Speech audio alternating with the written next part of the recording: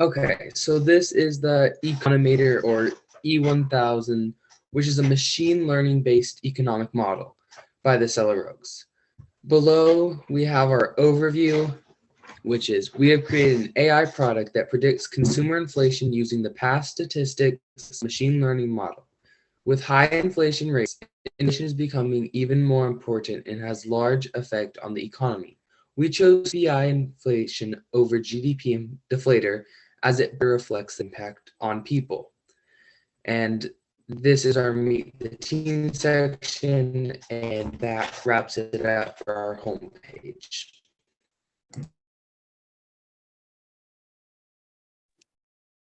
Okay, prediction and model use. So our model is can predict inflation using a number of older stats that it'll pull from a data frame that we found, or from a few select data frames that we found and merged from Kaggle. And here's a quick overview of GDP. GDP is used to measure the value of the goods and services a country could provide. So when our model is predicting GDP, we thought it was kind of important to explain exactly what it means because not everyone knows. And it's structured through Python, which Python's excellent for analyzing data. So it was a perfect fit for our project. And yeah.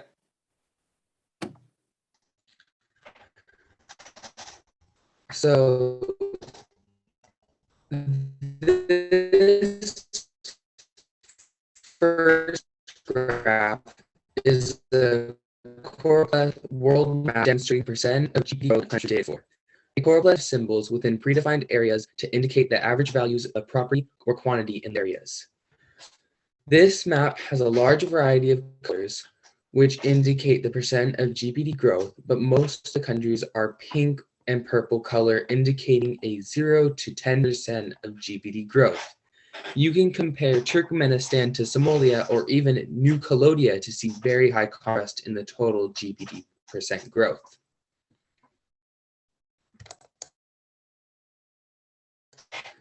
This next graph is comparisons of different economical factors in New Zealand.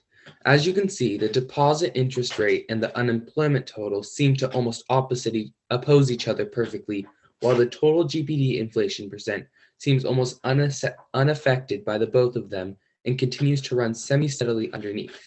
This could be because the low deposit interest rate could cause more people to lose their jobs and vice versa, and the total GDP inflation percent could have a very low correlation between either of them. Here's a few more graphs that analyze the deposit interest rate and inflation of both Russia and Turkey. This first graph here is Russia, and as we can see in the early 90s, we can see it's interesting because we can see the effects of the Soviet Union collapsing, and as Russia begins to pull back the Iron Curtain and trade with the rest of the world, their currency actually becomes a global currency. So the inflation drops by a ton because it's no longer like monopoly money to everyone else. And down here we see Turkey's deposit interest and inflation becoming more and more correlated over time as Turkey becomes more stable after some political violence in the early 90s and the early 80s. So here we have consumer inflation and lending interest rates in the United States. Using the features importance generated by our model, we identified lending interest rates to be our greatest predictor of inflation in the United States. As seen in the chart below, the two variables follow a similar pattern and peak over time. And then we have the analysis of lending interest rates and consumer inflation in Canada. And this chart depicts major spikes in the early 1980s, further showing that lending interest rates increased. So did the consumer inflation. This was caused by a recession that lasted between the years 1980 through 1983. Not only did this recession affect Canada, as depicted in the charts, but also countries worldwide. Some of the key events leading to this recession included the 1979 energy crisis and the Iranian Revolution.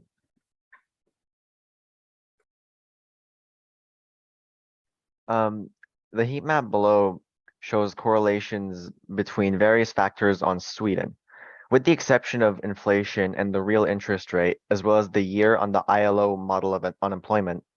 Every factor correlates moderately or strongly with every other factor. The lack of correlation between the real interest rate and the GDP deflator inflation may be an outlier, as other measures of inflation and other types of interest all correlate well with each other. Of interest is the strong negative correlation between inflation and unemployment, showing that more inflation causes less unemployment and vice versa, and the perfect correlation between the two types of unemployment estimations. The line chart below shows how the two types of inflation, as well as the national estimate of unemployment, change over time. The ILO estimate of unemployment has been left out of this chart because it lacks significant amount of data, and the data it does have matches exactly with the national estimate. The points at which the national unemployment estimate cuts off are bits of missing data, but enough data exists to make valid predictions. The points on the chart where inflation is high coincides with the 1973 oil shortage, which affected not just Sweden, but countries worldwide.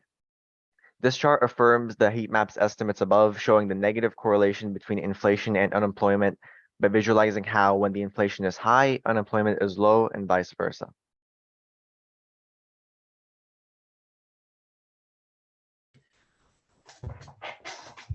Machine learning.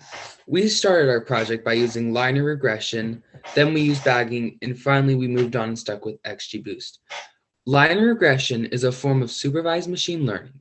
It predicts the output of continuous data on a consistent slope. The graphs below both are products of our linear regression models. This is the US, GBD, and the France. Bootstrap aggregation, known as bagging, is an ensemble learning method. In the process of bagging, approximately 80% of the data is randomly assigned to separate models, which means a single piece of data can be chosen more than once.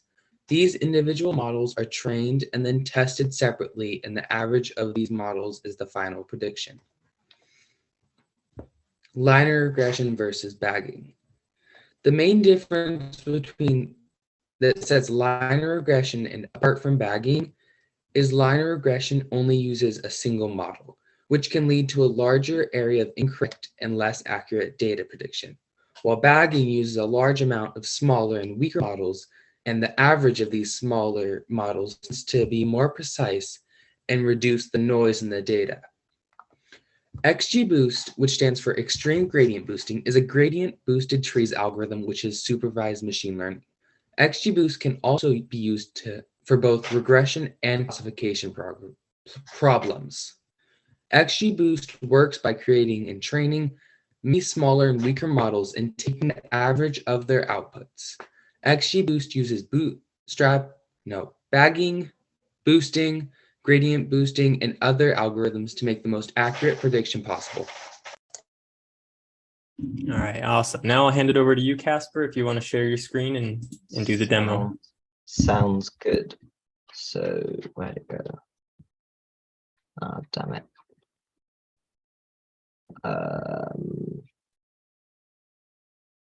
Could you just share it? I can't find it on my. Oh, there it is. Okay, so here's our actual model. So as you can see, it has, you can choose a specific country and then give it a year, and then it will give you the inflation and spit that out. Now it also has multiple inputs for interest, unemployment, and GDP growth. And that's so that you could model potential future outcomes. Like, for example, what would happen if we had interest rates in 2023 to be 10% in Australia?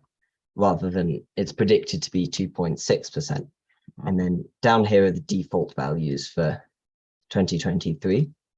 So I have 3.5% unemployment and then 3% GDP growth. And it predicts a 4% inflation, which is 1% higher because the interest rates were so much higher. So this is useful because you can actually model not just the most likely outcome, but what would happen if you had certain policies or even an event that shifted it a lot.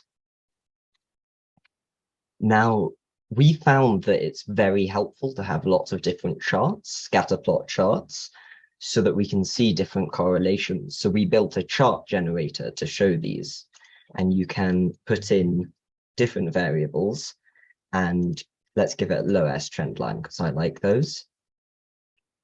And then it'll give you a chart. And as you can see, there is a slight consumer inflation goes down over the years in Australia. And yeah. All right, and that'll do it for us. Great job, guys.